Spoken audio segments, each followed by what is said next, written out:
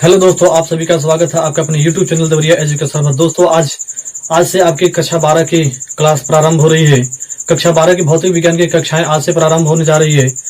आज से आपका जो भौतिक विज्ञान है आज से कंटिन्यू चलता रहेगा। आज हम सेकेंड पेपर का पहला अध्याय स्टार्ट किए हैं। पहले अध्याय का नाम है किरण प्रकाशिकी। तो दोस्तों किरण प्रकाशिकी में हमको देखने की क्या पढ़ना है। हमारा उसमें पहला टॉपिक है प्रकाश। तो आइए जानते हैं प्रकाश क्या होता है। प्रकाश वह भौतिक ऊर्जा है जिसके द्वारा हम किसी वस्तु को देख सकते हैं। देखिए जैसा कि इसमें लिखा गया है परिभाषा, प्रकाश वह भौतिक ऊर्जा है जिसके द्वारा हम किसी वस्तु को देखते हैं अथवा देख सकते हैं। अब बात ही है प्रकाश के गुण के बारे में। चलिए हम थोड़ा प्रकाश के गुण के बारे में, प्रकाश आप जानेंगे प्रकाश क्या होती है। प्रकाश एक तरह की भौतिक ऊर्जा होती है जिसकी सहायता से हम किसी वस्तु को देखते हैं। अगर प्रकाश नहीं रहेगा तो हम किसी वस्तु को नहीं देख सकते। जैसे मान लीजिए आप अंधेरे में गए और वहां पे देखिए प्रकाश नहीं रहता है तो हम क्या करते हैं, वस्तुओं को देख नहीं पाते हैं। तो प्रकाश क्या होता है, प्रकाश वह भौतिक ऊर्जा होता है जिसके द्वारा अथवा जिसकी सहायता से हम क्या करते हैं, वस्तुओं को देखते हैं। अब आता है दूसरा टॉपिक है प्रकाश के गुण। अब देखते हैं प्रकाश में कौन कौन से गुण पाए जाते हैं। तो प्रकाश का पहला गुण है कि प्रकाश एक सरल रेखा में गति करता है। अर्थात जो प्रकाश की चलने की गति होती है वो क्या होती है, सरल रेखी। अर्थात कहने का मतलब यह है कि प्रकाश एक सीधी रेखा में गति करती है। प्रकाश एक सरल रेखा में गति करता है। इसका दूसरा गुण क्या होता है, प्रकाश विकिरणों के रूप में चलता है। विकिरणों का रूप कहने का मतलब यहाँ पे प्रकाश को हम देख नहीं सकते, वो किरणों के रूप में चलता है। प्रकाश जो होता है एक तरह के विकिरणों के रूप में चलता है। तीसरा इसका गुण है प्रकाश की चाल। प्रकाश की चाल 3 × 10⁸ मीटर प्रति सेकेंड होता है। प्रकाश की चाल 3.0 × 10⁸ मीटर प्रति सेकेंड होता है। अर्थात जो प्रकाश के चलने की जो स्पीड होती है कितना होता है, 3.0 × 10⁸ मीटर प्रति सेकेंड होता है। अगला आपका है प्रकाश केवल पारदर्शी माध्यम से गुजरता है। प्रकाश केवल क्या होता है, पारदर्शी माध्यम से ही गुजर जाता है। अर्थात कहने का मतलब ये जो पारदर्शी, यहाँ पे एक शब्द आ रहा है पारदर्शी। अभी जैसे अगला टॉपिक वही पढ़ना है आपको, पारदर्शी। वहां पे बताया जाएगा कि पारदर्शी माध्यम क्या होता है। तो जो प्रकाश होता है केवल पारदर्शी माध्यम से ही गुजर सकता है। अगला और 5वां गुण क्या है, प्रकाश एक प्रकार की ऊर्जा है। जैसा कि आपको परिभाषा में ही बता दिया गया है, प्रकाश वह भौतिक ऊर्जा है जिसके द्वारा हम वस्तुओं को देखते हैं। तो वहां पे एक बात की गई है, प्रकाश एक क्या है, ऊर्जा है।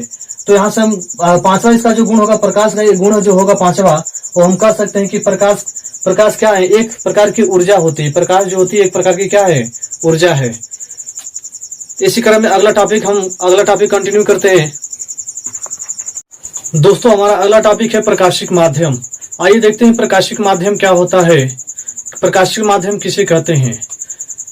तो थोड़ा सा आप सुनिएगा, ध्यान से सुनिएगा, प्रकाशिक माध्यम क्या होता है।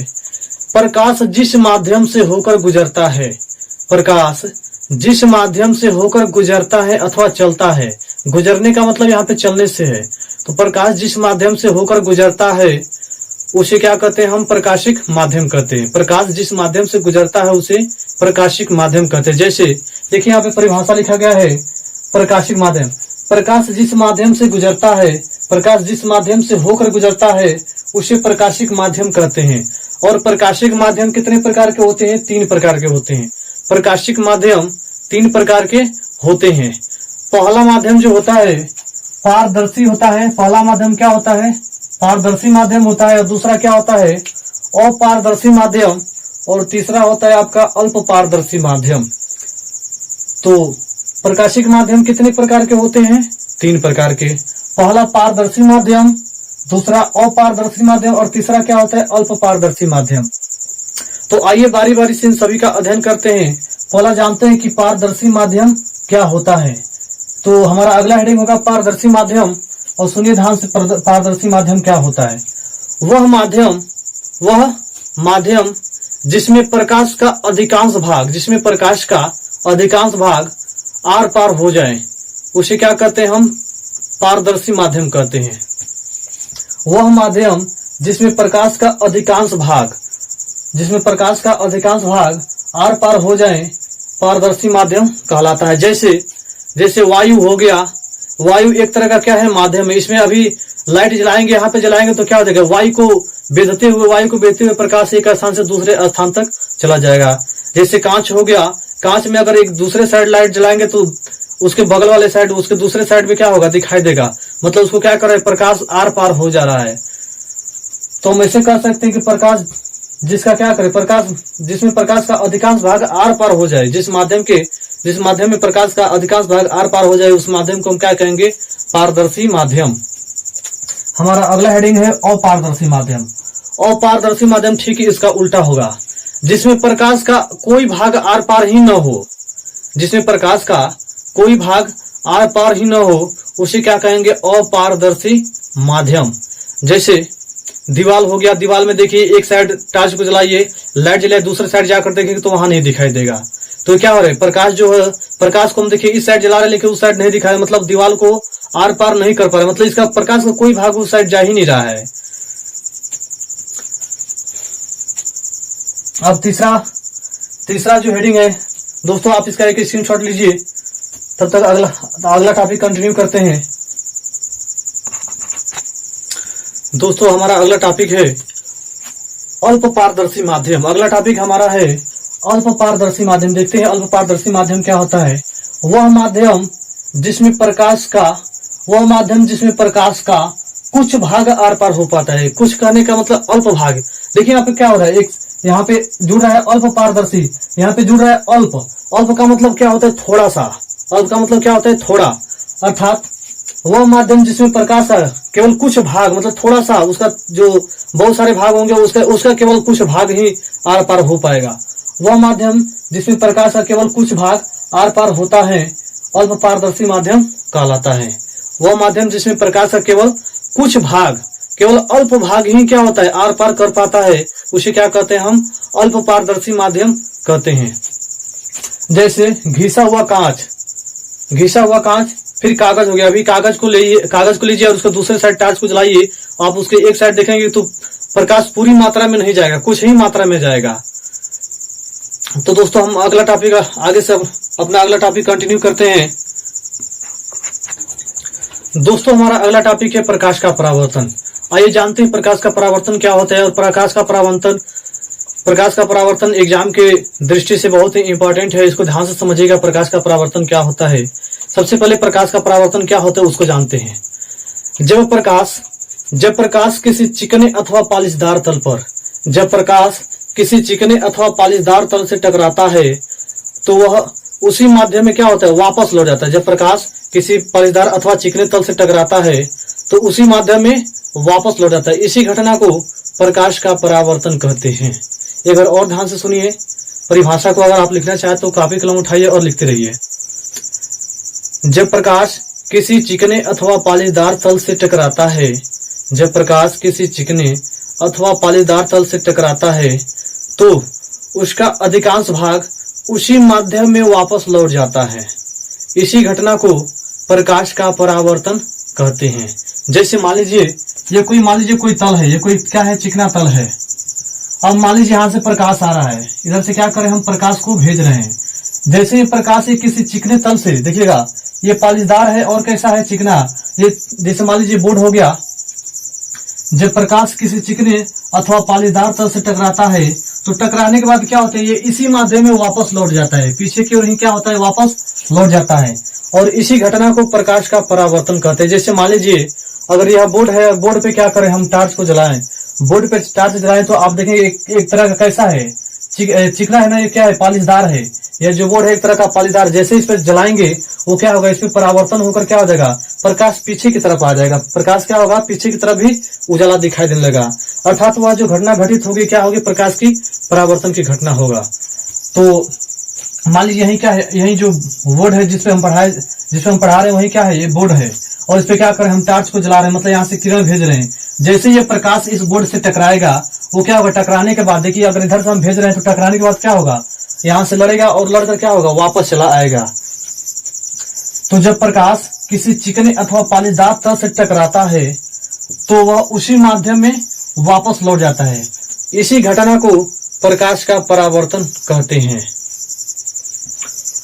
ध्यान से देखिएगा, जिस बिंदु पर प्रकाश जाकर टकराता है उसे क्या कहते हैं हम? आपतन बिंदु कहते हैं।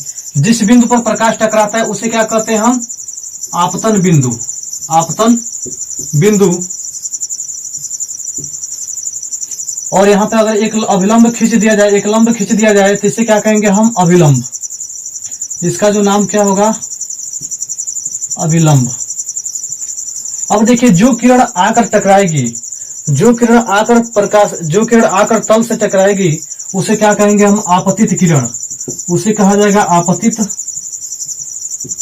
किरण। और जो टकरा कर क्या होगी? वापस जाएगी। टकराने के बाद जो किरण वापस जाएगी उसे कहेंगे हम परावर्तित किरण। परावर्तित किरण।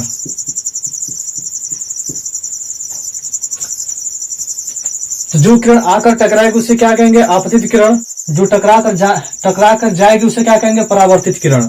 और जिस बिंदु पर गिरेगी, जो आपतित किरण जिस बिंदु पर गिरेगी उसे क्या कहेंगे हम? आपतन बिंदु। और आपतन बिंदु पर अगर एक लंब डाल दिया जाए तो इसे क्या कहेंगे? अभिलंब। अब देखिए, आपतित किरण अभिलंब के साथ जो कोण बनाता है, आपतित किरण अभिलंब के साथ जो कोण बनाता है, मतलब जिस कोण पर वो आता है, गिरता है, उसे क्या कहते हैं हम? आपतन कोण। इस कोण को क्या कहते हैं हम? आपतन कोण। इसे कहा जाएगा आपतन कोण। और परावर्तित किरण अभिलंब के साथ, परावर्तित किरण अभिलंब के साथ जो कोण बनाता है उसे क्या कहते हैं हम? परावर्तन कोण कहते हैं। इसे क्या कहते हैं? जो आपतित किरण कोण बनाएगी उसे आपतन कोण आई कहते हैं। जो परावर्तित किरण कोण बनाएगी उसे क्या कहते हैं? परावर्तन कोण स्मॉल आर कहते हैं। परावर्तन कोण स्मॉल आर कहते हैं। इसे कहा जाता है परावर्तन कोण। परावर्तन कोण।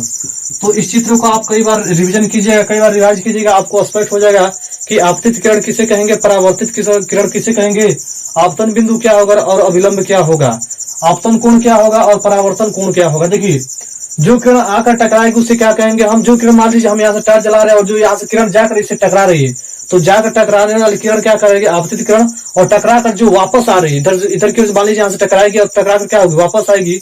उस किरण का नाम क्या होगा? परावर्तित किरण। अब जिस बिंदु पर टकराएगी, मान लीजिए हम यहाँ से टॉर्च जला रहे हैं, यहाँ से हम क्या करें? टॉर्च जला रहे हैं, यहाँ फोकस मार रहे हैं, यहाँ पे प्रकाश जाकर पड़ रहा है, तो जिस बिंदु पर प्रकाश गिर रहा है उसे क्या कहेंगे हम? आपतन बिंदु कहेंगे। और वहां पर एक अभिलंब खींच दिया है, यहाँ पर 90 डिग्री पे क्या किया जाए? अभिलंब खींच दिया जाए तो उसे क्या कहेंगे हम?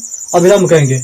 अब देखिए, आपतित किरण मान लीजिए जो हम भेज रहे, जो किरण भेज रहे हैं वो अभिलंब के साथ जो कोण बनाएगी उसे क्या कहेंगे हम? आपतन कोण कहेंगे। और परावर्तित किरण, मतलब जो किरण जा रही है वह जो कोण बनाएगी अभिलंब के साथ उसे क्या कहेंगे हम? परावर्तन कोण। और आपतन कोण को आई से प्रदर्शित करते हैं और परावर्तन कोण को आर से प्रदर्शित किया जाता है। उम्मीद करते हैं दोस्तों कि आज जितना भी टॉपिक पढ़ाया गया आपको अच्छे से समझ में आया होगा। और आज से आपकी नियमित रूप से कक्षाएं चालू रहेंगी। 10वीं और 12वीं की मैथ और फिजिक्स की कक्षाएं अब रोजाना चलेगा। दोस्तों, आप कमेंट करके अगर कोई भी डाउट हो, अगर कोई भी 9, 10, 11, 12 का एनसीईआरटी से कोई भी प्रश्न उठता हो, कोई भी प्रश्न आपका बनता हो मैथ पे और फिजिक्स का, तो आप कमेंट करके पूछ सकते हैं, चाहे वो कोई भी सवाल हो, किसी भी चैप्टर का हो। तब तक के लिए धन्यवाद दोस्तों।